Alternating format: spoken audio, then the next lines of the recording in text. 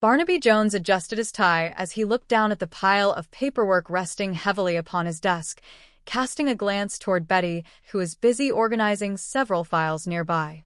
Betty smiled warmly, pausing for a moment to encourage her boss before he headed out for the day. She reminded him that he really ought to change his mind and come along to the game with her, especially since she had heard rumors that he was going to be a grandfather soon, though everyone knew him simply as a dedicated investigator. Barnaby admitted that he would love to go, but explained that he had all this paperwork to finish, and when that was finally completed, he still had to find a suitable birthday present for a family member. He remarked that the whole concept of birthdays ought to be outlawed, since nobody should ever be allowed to remind anyone else that they were a year older with each passing day. Betty chuckled softly, asking if he was just happy being over 21 years of age, to which Barnaby replied that he would gladly settle for being happy over 39. He advised her not to work too late, promised he would do the same, and urged her to enjoy the game while he turned his attention back to the desk. As Barnaby walked toward the front of the building, a sudden shift in the atmosphere caught him completely off guard. A firm voice instructed him not to turn around, telling him to do as he was told so that he would not be harmed in any way. The stranger ordered him to keep his hands down at his sides at all times, explaining that when they reached the lobby, he was to turn and walk directly to the front entrance. Barnaby, maintaining his characteristic calm, pointed out that he was going to run smack into a wall if he kept these blinders on his face, but the voice reassured him that they would guide him safely through the corridors. Someone mentioned having a couple of tickets for the game tonight that were just going to go to waste, wondering aloud if the fellows wouldn't want to go instead, though the captor dismissed the remark as hardly of any importance. Barnaby retorted that there were probably a few local fans who would strongly disagree with that assessment, adding that he was beginning to feel sorry for horses that had to wear blinders all the time. The voice replied that the blinders were simply there for his own protection, leaving Barnaby to ponder the strange nature of his abduction. Moments later, the blinders were removed, and Barnaby found himself standing inside a dimly lit room facing a well-dressed man who offered sincere apologies for having caused him any discomfort. The man expressed hope that Barnaby had been treated with respect throughout the journey, though Barnaby dryly noted that he had just seen a condemned man being given the red carpet treatment as well. The host acknowledged the remark and promised to explain everything very shortly, asking his associates to take Barnaby into the office and leave them alone.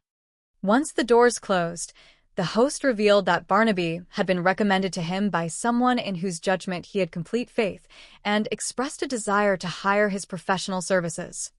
Barnaby stated that dealing in services was indeed his primary business, but noted that he would much rather be here under his own free will and without those cumbersome blinders blocking his vision. The host pleaded for understanding, explaining that Barnaby would recognize him instantly and that his anonymity had to be strictly maintained because the lives of certain people depended upon it. He assured the detective that the service he would perform was most honorable, causing Barnaby to remark that under ordinary circumstances he would give a very short answer adding up to a firm refusal, but conceding that he was sufficiently intrigued to listen. The host explained that he wanted Barnaby to locate somebody for him, specifically a man whose name was John Travis, though he was sure the young man was currently somewhere around the Los Angeles area. The host added that he would contact Barnaby in a few days to receive his report, but Barnaby held his ground, stating as a matter of policy that he never started a search for anyone unless he knew precisely why they were wanted and who was asking for them. The host acknowledged the detective's professional standards, explaining that he meant no harm to the young man and revealing only that the person in question was his son, emphasizing that if it ever became known that he had searched for him, the young man's life would be in immediate jeopardy. Meanwhile, miles away in a secluded hideout, a tense discussion unfolded among members of a revolutionary faction. Carlos had been wounded in a failed operation, prompting sharp questions about how their enemies could have possibly known about their presence. Someone suggested that Javier had good intelligence, while another wondered if there might be an informer among them, though that notion was quickly dismissed. Javier warned that coming here had been risky from the very beginning, and when someone asked if there was any point in arranging talks with de Varga, Javier declared firmly that nothing but blood would satisfy a fanatic like de Varga. They decided to return to the house, where the bullet was successfully removed from Carlos without complications. Javier demanded to know who had authorized the reckless attempt against de Varga, and a follower confessed that the opportunity had simply presented itself. Javier rebuked him harshly, stating that they had blown any last chance to have their enemy listen to reason, though his subordinates insisted that reason was the furthest thing from de Varga's mind. A detailed update revealed that de Varga had placed a massive price on Javier's head, hiring a private detective to locate his whereabouts because he needed him dead.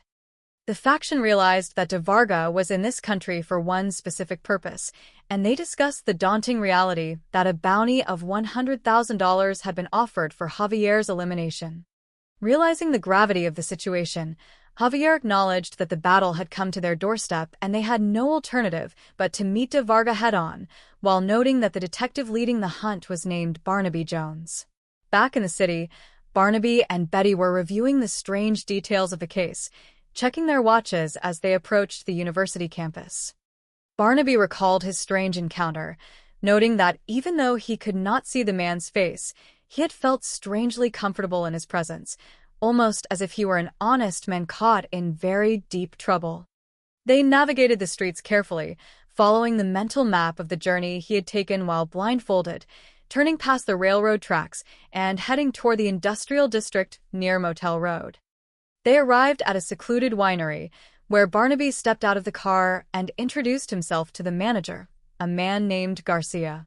Barnaby asked about closing times and whether any sort of disturbance had been reported in the area the previous night, casually sniffing the air and joking about the pleasant aroma of the claret, wondering if there might be a bottle of vintage wine lying around.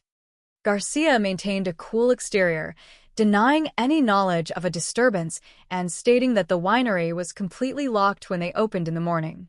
Barnaby noticed a suspicious mark on the wall, asking if it was a bullet hole, to which Garcia replied that it was an old building where anything could have happened years ago.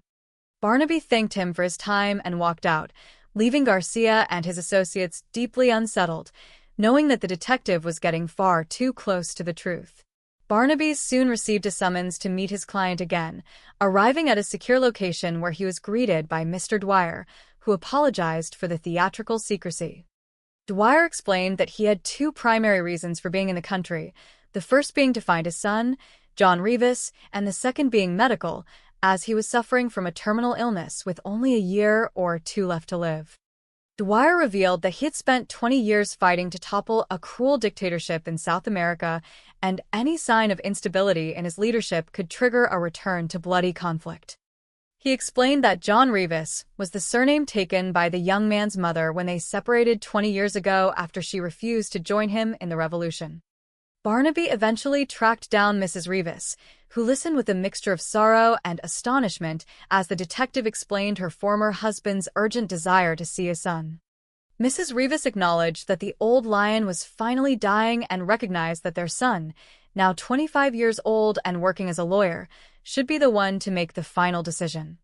She mentioned that John sometimes brought a friend named Angela to dinner, noting that Angela worked at a fabric shop on the boulevard to the south. Barnaby visited the fabric shop and spoke with Angela, who arranged a meeting with John Rivas. To Barnaby's astonishment, when John arrived accompanied by armed associates, the young man revealed himself to be none other than Javier, the revolutionary leader sought by de Varga. Despite the tension, Barnaby maintained his composure and proposed a neutral meeting place where father and son could sit down face-to-face at the San Felipe mission to talk out their differences. After intense deliberation among the revolutionaries, Javier agreed to the meeting, believing it would give him an opportunity to confront his enemy, while de Varga's advisors likewise prepared for the encounter, each side harboring deep suspicions about the other's true intentions.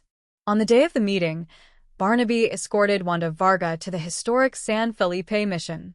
De Varga entered the inner courtyard alone, where Javier was waiting.